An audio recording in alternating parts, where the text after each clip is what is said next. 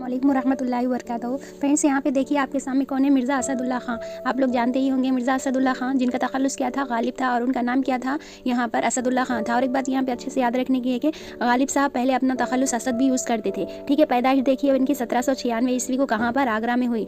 ठीक है, अकबराबाद में। और वफ़ात देखिए 1869 ईस्वी को कहाँ पर, दिल्ली में हुई। ठीक है, और इसके बाद दीवान, जो उनका दीवान है वो क्या है, दीवान गालिब है। और उनके तसानीफ़ में देखिए महर निमरोज़, अवध हिंदी, उर्दू मौला और दस्तंबू, ये उनके तसानीफ़ है। लक़ब उनका मिर्ज़ा नौशाह है, जैसे कि आप लोग जानते हैं। और ख़िताब में देखिए नजमुद्दौला, दबीरुल मुल्क, मुल्कुश्शोरा और निज़ाम जंग, ये क्या है, इनके क्या है, ख़िताबात है। आप कमेंट में लिखिए कि ख़िताबात और लक़ब में क्या फ़र्क है, लिखिए।